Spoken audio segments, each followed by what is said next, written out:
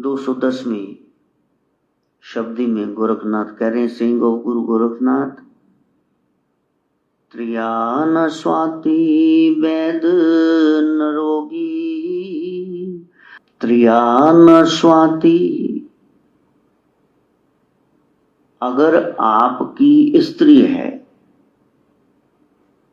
धर्म पत्नी तभी कहलाएगी यदि स्वाति बूंद की जैसे पपीहा तलाश में रहता है, ऐसे वो पति की तलाश में रहे। ना दिखे तो बस। लोई कहती है कबीर साहब से, पीठ क्यों कर ली, करवत भला न करवट तेरी, लाग गले सुन बिनती मेरी, हो मारी मारी मुख फेर प्यारे, करवट दे मुख काहे कुमार। मेरे से कोई गलती हुई प्राणनाथ पति देव, तू मेरे को बताओ, मैं दूर करूं। इदा तो मैं काशी दे कलवतर नाल कट मरा, वो भी मैनू दुख ना होवे, तो तुसी तुहाडे पिठ करना ही मेरा मरण है जिंदे जी। इदा मेरे तो नाराज ना हो, मैनू दसो की होए। जैसे चातक पंछी, बबीहा, पपीहा, फीनिक्स बर्ड आकाश की ओर देखता रहता है, स्वाति नक्षत्र में 9 लाख तारे, 27 कासुन में स्वाति नक्षत्र तारा, उसमें बूंद बरसे तो उस एक बूंद से पपीहे की प्यास शांत होती। चाहे संसार में 7 समुद्र इतने, कुएं इतने, जलाशय नदियां हैं, वो वही तलाशता रहता है। तो क्या आपकी पत्नी ऐसी है? फिर वो धर्म पत्नी। वरना गोरख कहते मैं उसको पत्नी नहीं मानता, जेड़ी पाते नहीं रहने देंदी। लो, वैसे तो गोरख यहां डबल ही बात कर रहे हैं कि त्रियान स्वाति। किसी के पास स्त्री हो, वो ब्याया हुआ हो और वो शांत हो, ऐसा नहीं हो सकता। ऐसा कैसे हो सकता? हाँ, मोटी है तो उस तो बात तुसी शांत कैसे रहोगे? वो बंदे ने कहा सच में वो मन का ना जब निचोड़ निकालो, वो मैंने दुख मैन। हाँ, बंदे का दुख का कारण ये है। वाइफ की परिभाषा देते हुए बंदे ने कहा था, वरीज इनवाइटेड फॉर एवर, सदा के लिए मुसीबतें सेड़ लो उसको। कहती जावे पतंदरा, वाइफ दी मैं देनी परवाह, विद इडियट फॉर एवर, मूर्ख दे सदा पल्ले पै जाओ। ये है वाइफ की परिभाषा। जब सत्संग आएगा तब जीवन में सुख आएगा कि हम किसी के साथ हैं तो साथ ही निभाना साथी है। त्रियान स्वाति। यदि औरत चातक पक्षी की तरह, जैसे वो स्वाति नक्षत्र की बूंद तलाशता है तृप्ति के लिए, और औरत नहीं चाहती अपने मर्द को होना आगे हो, कितनी जल्दी आ मरे काम तेरे कर लो, कहते मैं उसको नहीं गिनता, फिर धर्म पत्नी नहीं गिनता। यदि ऐसी है दूर दुराने वाली, तो वो धर्म पत्नी नहीं हो ही नहीं सकती।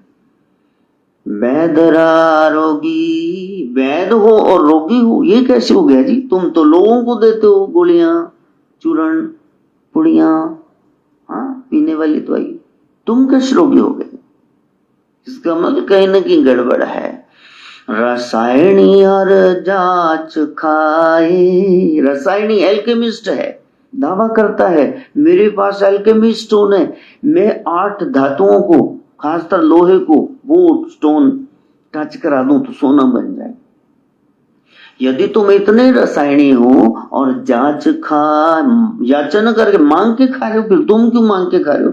यदि लक्ष्मी श्री अंतर से कल्याण हो रहा है, तुम क्यों 21 हो के बेच रहे हो? भाई पास में रख लो तो अपना कल्याण करो, ये क्यों मार्केट लगा के रखी? और हंस रहे हैं। ज्ञान में होना गावे गीत, लोगों को ज्ञान नहीं, दूसरों को उल्लू बनाने में लगे हुए हैं। हाँ, बूढ़ा ना जोगी, जोगी हो और बूढ़ा भी हो जाए, हाय मेरे गोडे, हाय मेरे मोडे करे, ये क्या है? हाँ, फिर कहीं ना कहीं तो भोगी हो ही। सूरा ना पीठ पाछे घाव, अगर तुम सूरवीर हो तो तुम्हारी पीठ पे घाव कैसे लगा? आगे से खाते ना गोली, ये कहां से लग गया, इसका मतलब भाग रहे थे ना युद्ध से, इसलिए पीछे से वार हो गया। यदि ऐसा हो रहा है, पत्नी भी है और पति की पत भी नहीं रहने दे रही, वैद भी है, खुद रोगी है, रसायनी है, दावा करते मैं सोना बना दूं धातुओं को, खुद मांग के खा रहे, जोगी बूढ़ा हो गया, सूरवीर के पीठ पे घाव लग गया, तो गोरख कहते हैं यतना ना माने श्री गोरख राय, ये बात मैं इतना में मान नहीं सकता, ऐसा नहीं होता है। पत्नी वो पति का साथ दे, वैद वो जो खुद रोगी ना हो, रसायनी वो जो जन कल्याण करे, जो अपने प्रोडक्ट न बेचे, जोगी वो जो बूढ़ा ना हो, क्रियाशील रहे, सूरवीर वो जो पीठ पे घाव ना खाए, जो लड़े दीन के हित सूरा सोई, पुरजा पुरजा काट मरे कबहू न छाड़े खेत सूरा सोई। सूरवीर वही है जो दिनहीन के लिए लड़ता है। अगली 211वीं शब्दी में कह रहे हैं, हंड ब्रह्मंड चहोड़िया मानो बेस्या अन्न, कोई कोई कोरड़ रह गया यूं भाखे नाथ रतन।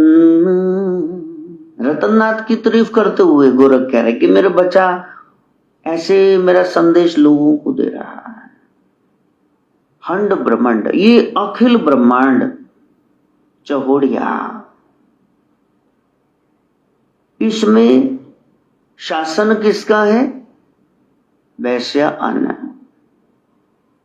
ये वैश्या का, सब अन्न में, खाने पीने में, पेट भरने में, पेटियां भरने में लगे हुए हैं। ये सारा संसार एक वैश्या के इशारों पर नाच रहा है, उसी के यहां ये चारों खाने चित होके गिर गया है। चहोड़ना का अर्थ होता है सारे पासों पेट पटा के गिर जाना। हंड ब्रह्मांड चहोड़िया, सारी सृष्टि मसल के रख दी उसने, मर्दन करके रख दिया।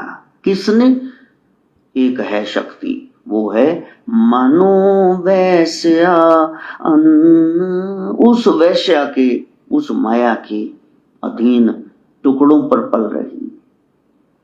कोई कोई कोरड़ रह गया, कोई कोई है जो कोरा रह गया, उस पर उसका कोरड़ रह गया, उस पर उसका असर नहीं हुआ, जो गुरु वाला था, जिसने गुरु की शिक्षा मानी।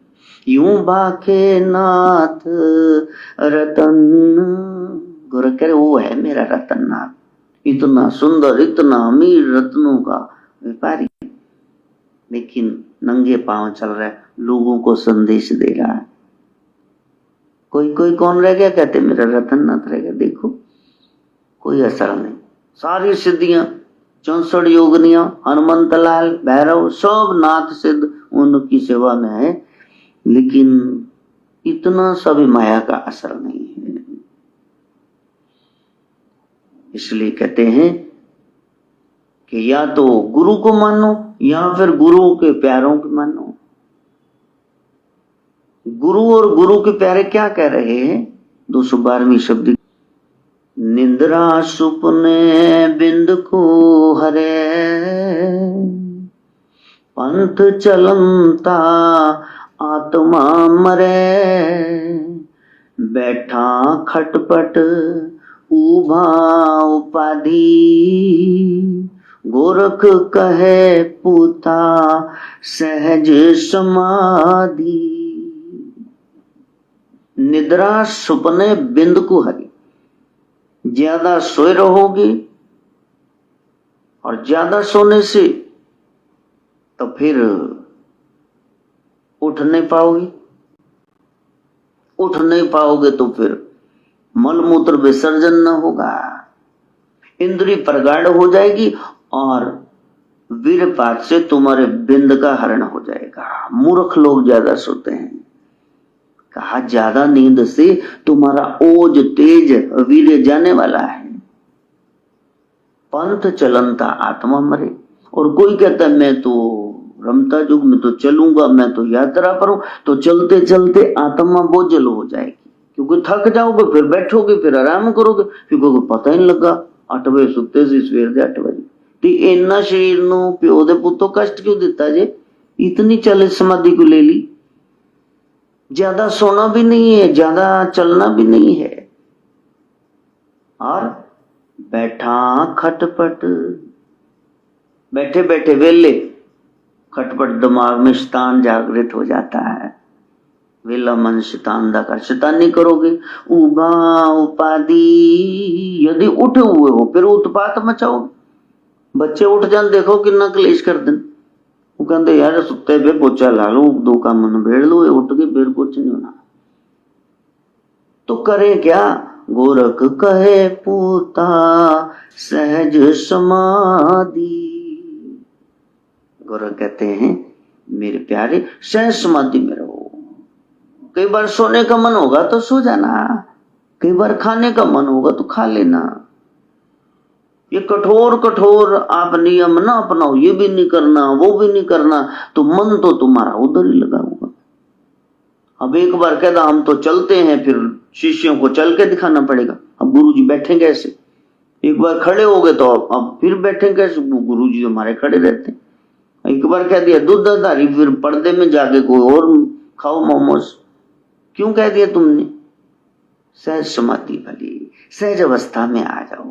बात तो नेक होने की है, भक्ति करने की, दिखावा क्यों कर रहे हो?